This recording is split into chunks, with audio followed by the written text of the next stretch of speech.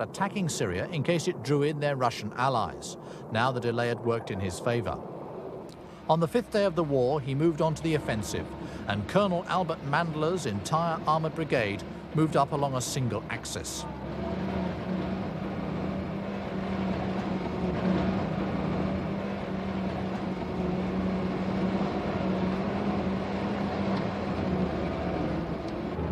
To force their way into the mountains and through the complex Syrian defenses, they played an unexpected card. The assault was led by an engineer detachment with a company of bulldozers, which forced a way for the tanks up the rocky hillside. All of them were hit in the action, each losing several crews to concentrated artillery and machine gun fire before their job was done.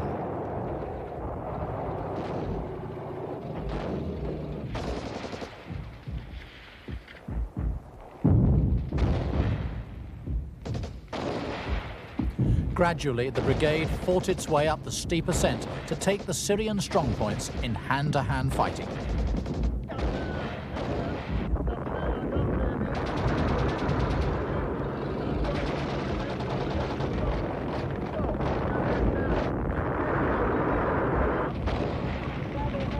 Here, as in the British assault on the Falklands, Israeli forces were personally led into battle by their officers.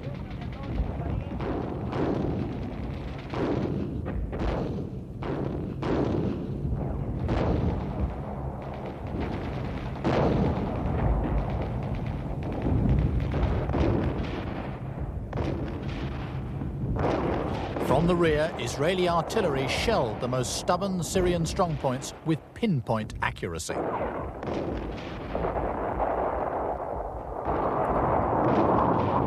Syrian panic was heightened by Israeli airstrikes. It was a costly advance, but by the end of the first day, the Israelis had broken through at several key points. From then on, the Syrians abandoned their carefully constructed defenses and withdrew rapidly. Next day, the last of this war, the Israeli columns moved swiftly on to the strategic Syrian town of Quneitra. They entered it after a brief hour-and-a-half's firefight on the afternoon of the 6th day. The Syrian army had collapsed in less than 27 hours of bitter fighting.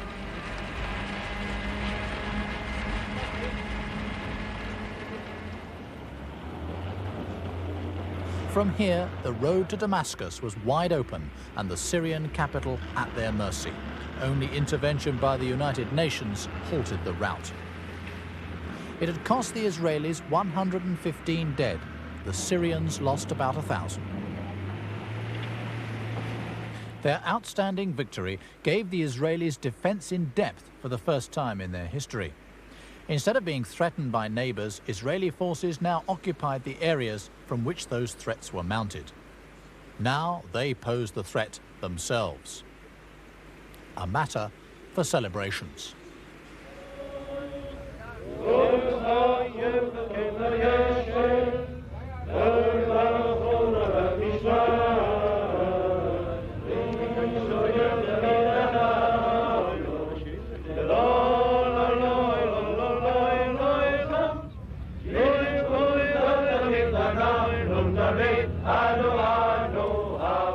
But the celebrations obscured military shortcomings as they overlooked the fact that their achievements were due more to Arab negligence than their own superiority.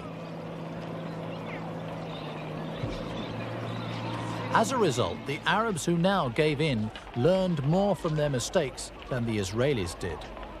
And that was something the Israelis would discover to their cost within 6 years in the Yom Kippur War of 1973. Refusal to trade conquered lands for security guarantees fueled the refugee problem that would return to haunt Israel time and again, even until today. Hundreds of thousands of uprooted Palestinians were on the move, many the same people that had fled the Israeli War of Independence 20 years earlier.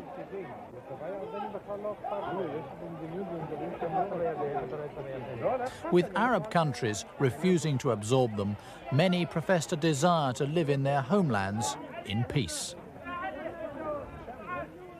They are happy to live anywhere in peace.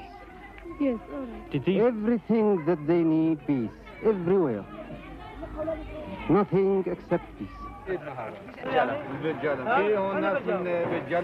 Israel's Moshe Dayan publicly tried to allay their fears, but privately, most Israelis feared sabotage campaigns if the refugees stayed. I'm not doing anything to stop them by force. I don't think that anyone should stop anyone if he wants to leave the country.